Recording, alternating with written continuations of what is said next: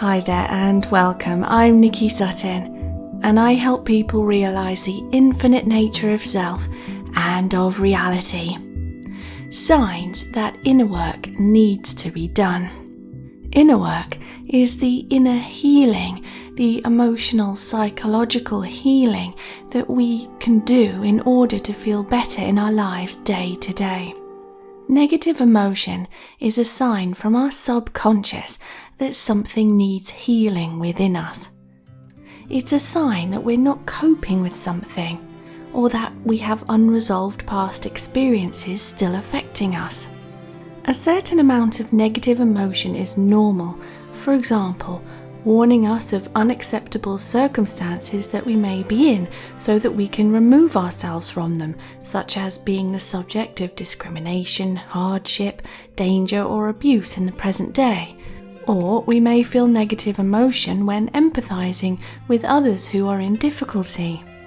But when we experience negative emotion that seems to come on for seemingly no reason, or when we're trying to fulfill our dreams and aspirations, or when we are performing actions that others seem to do easily, then our negative emotion is a sign that we may lack the tools to cope in these situations, and is therefore an opportunity for healing.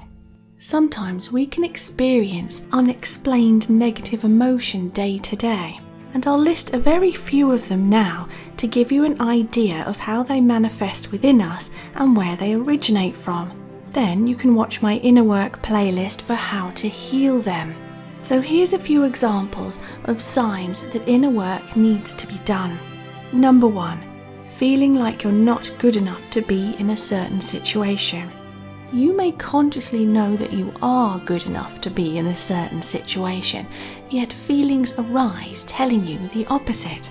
So you may feel like you're not good enough, such as when you're socializing within a certain group of people, or being in a business meeting or a team, or being involved in an event.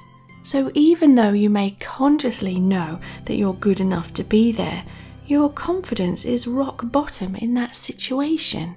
Therefore, as with inner work, we must go back in time. Don't underestimate how much your past experiences and circumstances affect how you feel today. We must go back in time to the earliest memories possible, to the origin of these feelings, to heal them. When we're young, we are continually subconsciously collecting ideas and perceptions about what reality is like and how to interact with it. We're constantly collecting ideas and perceptions about ourselves, subconscious beliefs based on others' reaction to us and what happens in our surroundings.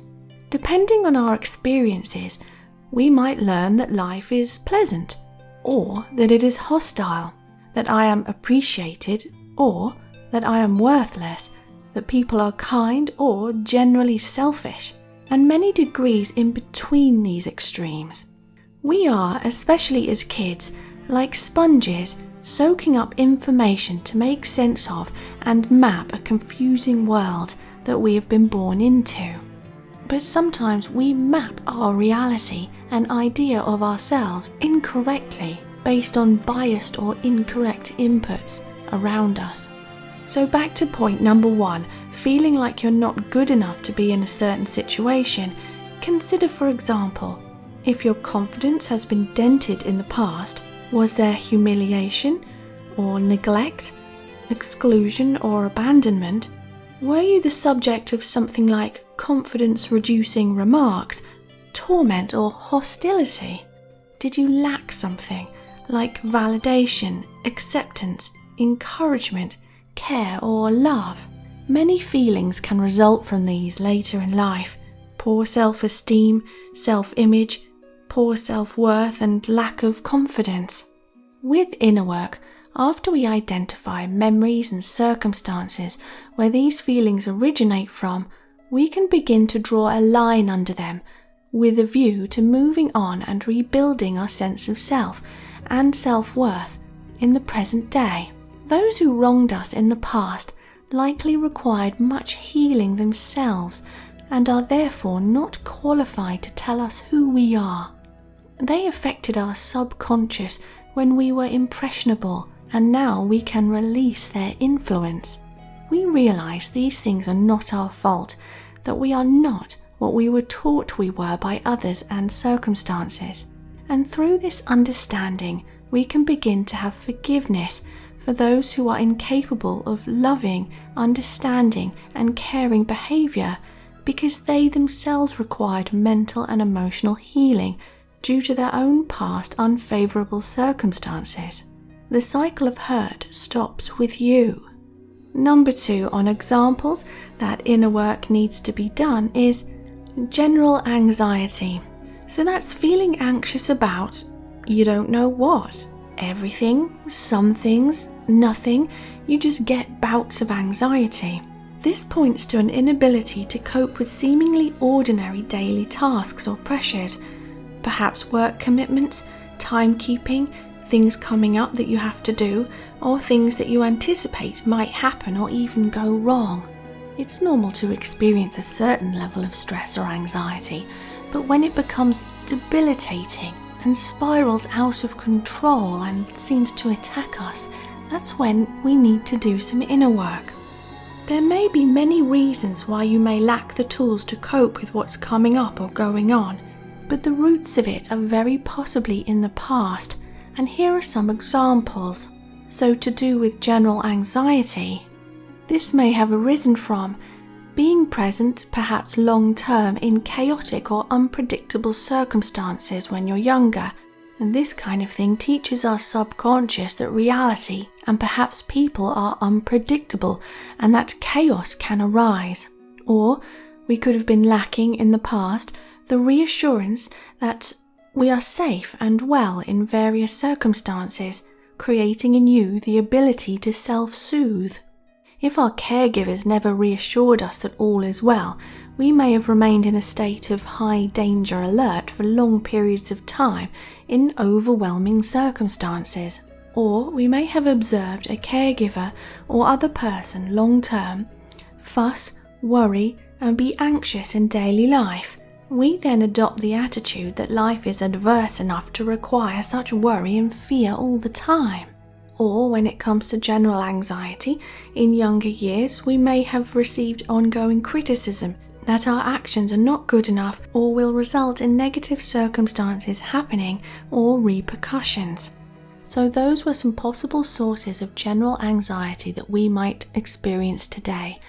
Our subconscious mind is programmed into responding to life that way because that was how it was trained when we were younger. And lastly, number 3, although there are many more negative emotions we could experience, revealing all sorts of things, these are examples to give you ideas. So number 3 on signs that inner work needs to be done is feeling guilty all the time, or that you shouldn't be doing what you're doing. Perhaps you feel guilty that you need to work, and therefore you're neglecting others. Guilty that you haven't cleaned up, guilty that you're not paying attention to someone, guilty that you haven't provided enough, or are working hard enough to meet your own and others' expectations or needs. You're trying to do the right thing, but can't balance out all the right things and feel you're still doing wrong by others or even yourself. Know that you're a good person, and it's natural to want to do the right thing to make sure you and your loved ones have everything they need. Guilt is a sign that you're a good person. But when guilt is overwhelming, it's time to think again. These feelings may come from the past.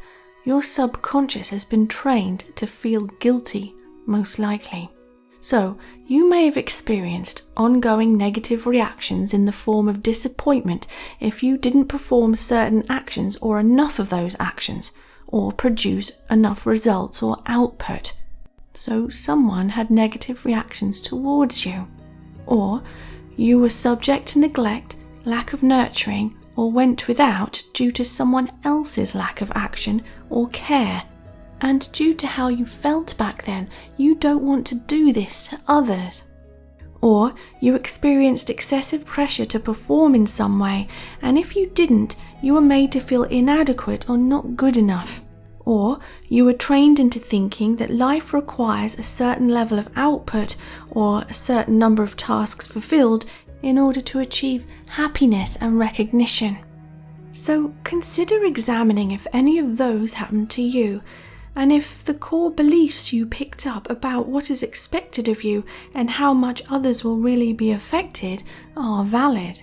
A balance must be struck between your own happiness and stress levels and what others truly need from you. I know many parents understand guilt. For example, how much should I do for the kids and how much time should I work? But no, there is a balance. So these have been a few examples of where a bit of inner work is required. By drawing your attention to it, you take the biggest step on the healing process. Just the realization alone of where these things may be coming from is enormously healing. And see my inner work playlist for healing methods, which would make this video even longer. You're doing well. We can cast off previous unhelpful subconscious programming and step into our own happiness, reducing the negative emotions that we experience day to day.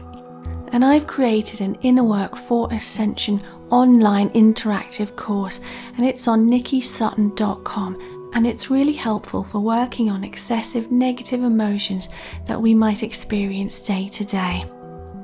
And remember to click subscribe and that bell button too for notifications, because we're raising the mass vibration together.